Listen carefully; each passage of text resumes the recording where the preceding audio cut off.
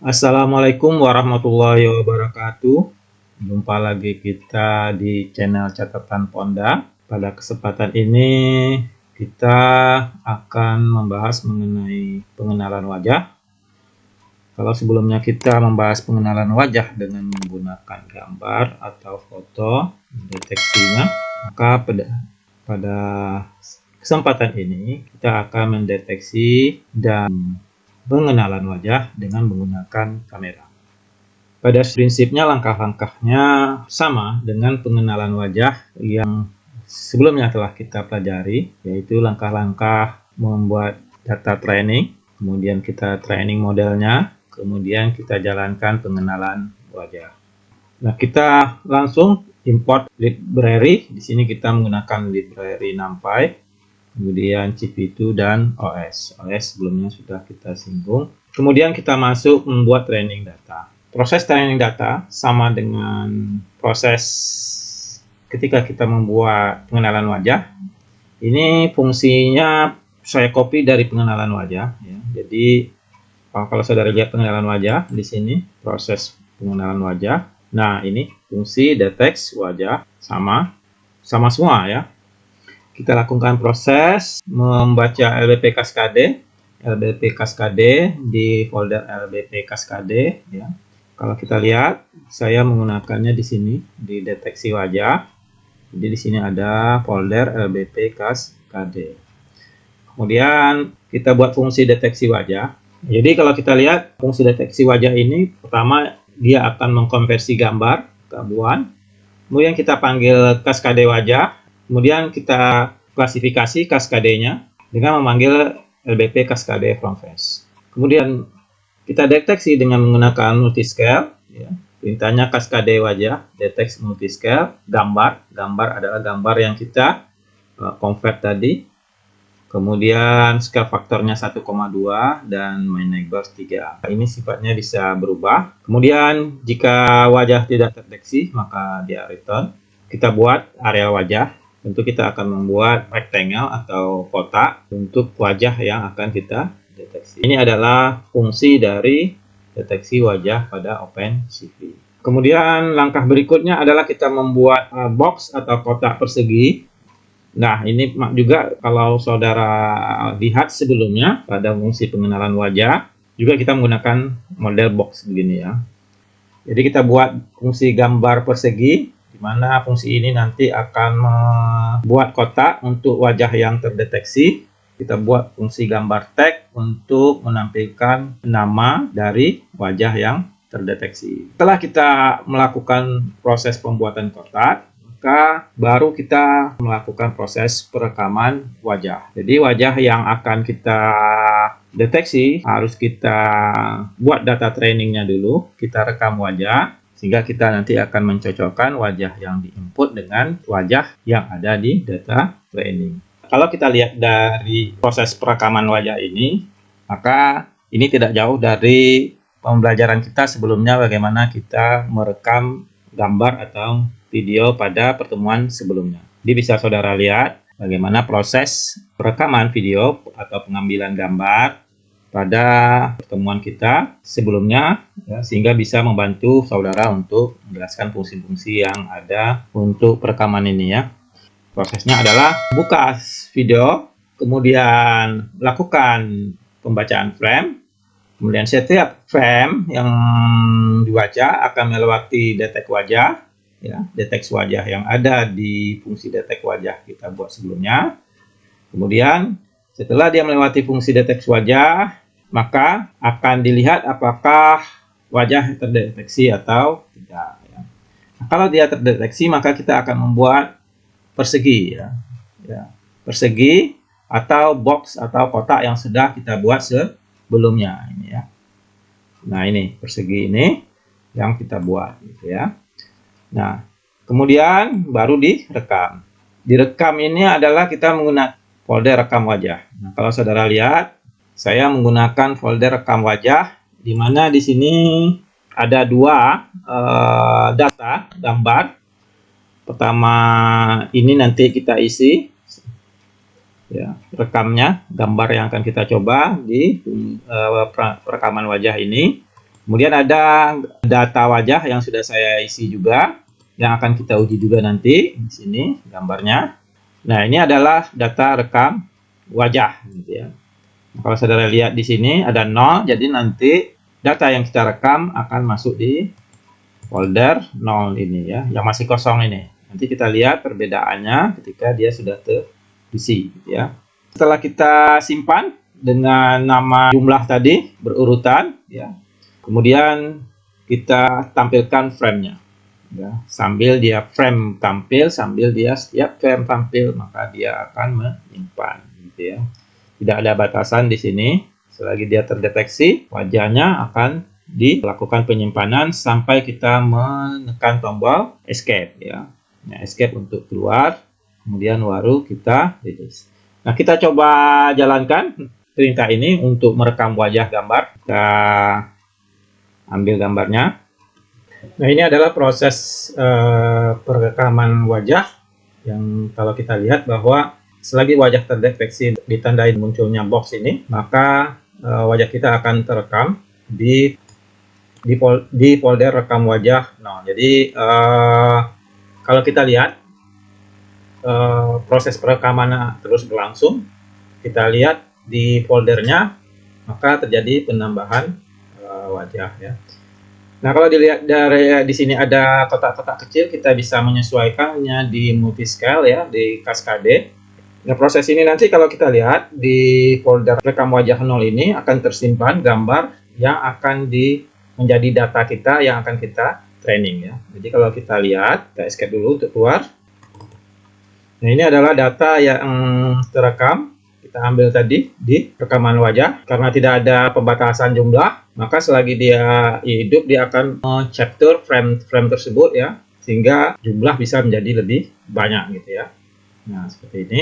Nah, ini adalah wajah yang kita rekam ya. Dan nanti hasil dari data inilah yang di training untuk menjadi data pembanding nanti untuk data yang kita input ya, untuk mengenal wajah yang akan kita masukkan ya. Setelah gambar kita rekam dan kemudian menjadi data training bagi kita nantinya, maka langkah berikutnya adalah kita melakukan proses pelatihan atau training terhadap model ya. Proses training terhadap model ini prinsipnya sama dengan pengenalan wajah, persis sama.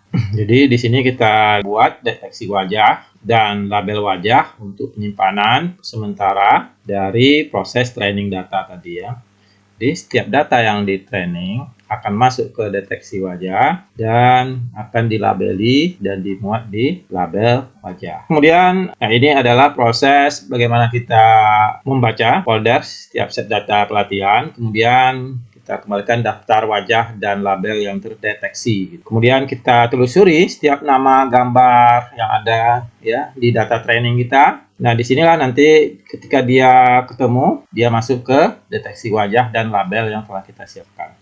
Nah, ini prinsip kerja dari proses training.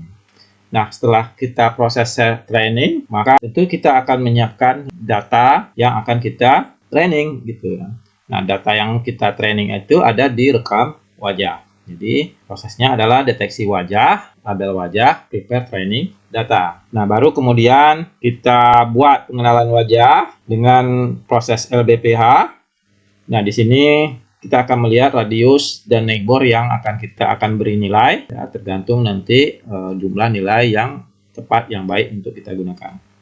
Nah, kemudian baru dilakukan proses training. Nah, setelah proses training ini, maka akan kita lakukan proses perhitungan jumlah. Nah, ini kalau kita mau tahu jumlah data yang akan kita training dan jumlah label yang ada, maka kita bisa memanggil untuk melihatnya. Gitu ya.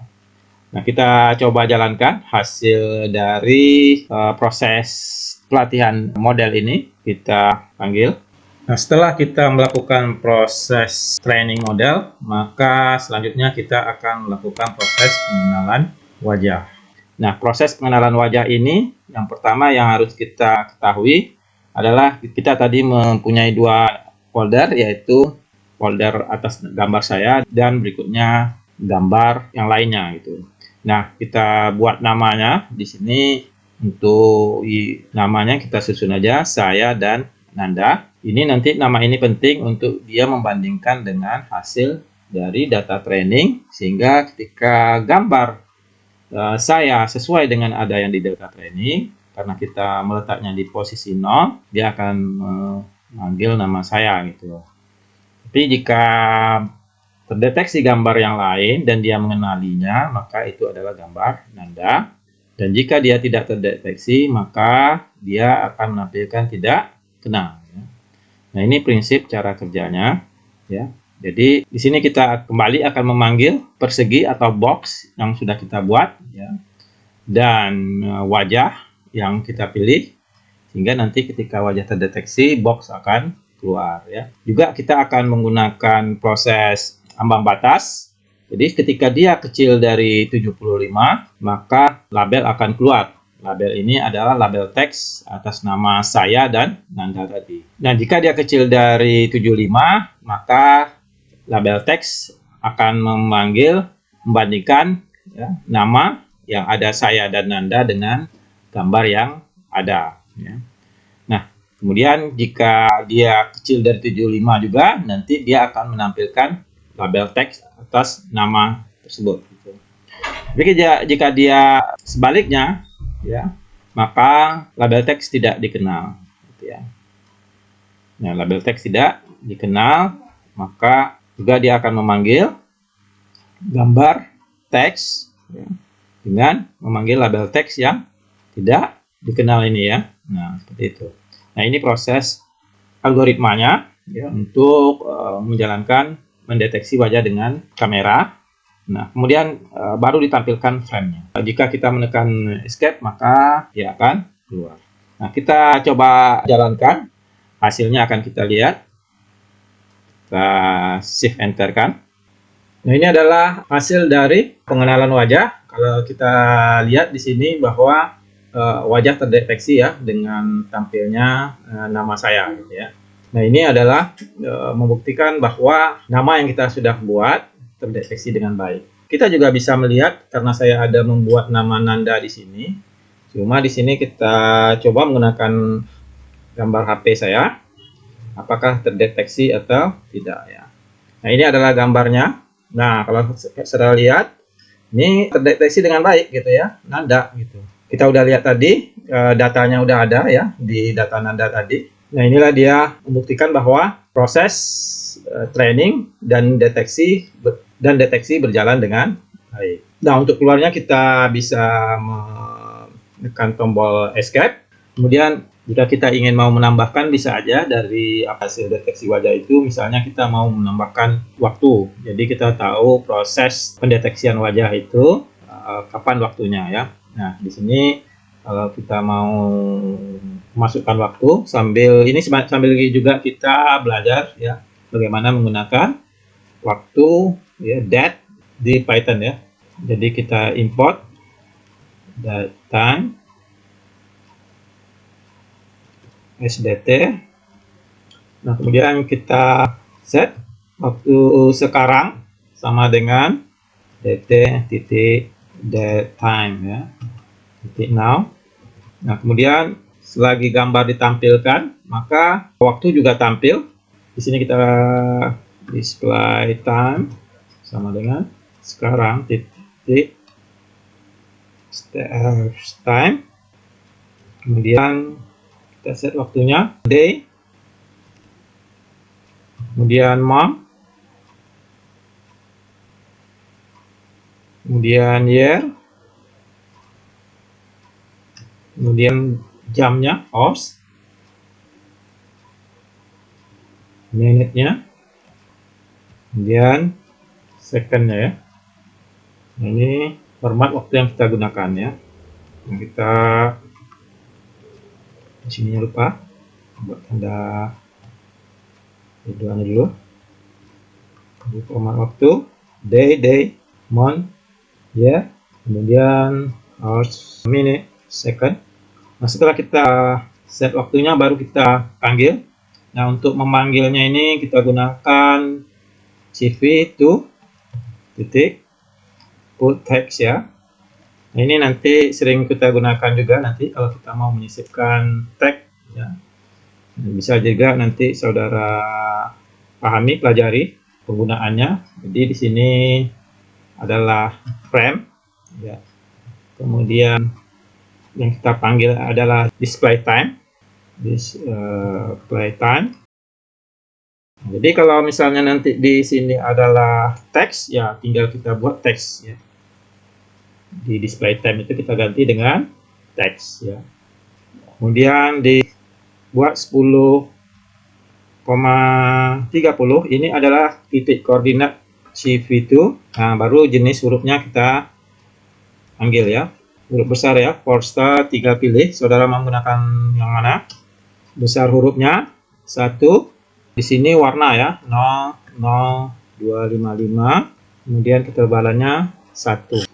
Kita coba panggil, ya, untuk melihat apakah penanggalannya keluar. Nah, ini kalau kita lihat keluar penanggalannya, ya. Nah, jadi sewaktu kita proses pendeteksian, maka kita juga menggunakan tanggal, ya. Nah, ini adalah proses pendeteksian, gitu, ya. Kita juga bisa di proses perekaman, ya. Jadi prinsipnya sama. Nah, sambil kita juga belajar bagaimana memanggil tanggal atau waktu, ya, dengan menggunakan Python. Demikian yang dapat saya sampaikan pada kesempatan ini. Semoga bermanfaat bagi kita semua, termasuk bagi saya. Jangan lupa like dan subscribe. Shortcut, jika saudara memerlukannya, bisa saudara lihat di deskripsi. Sampai jumpa lagi di kesempatan yang lain. Saya tutup. Assalamualaikum warahmatullahi wabarakatuh.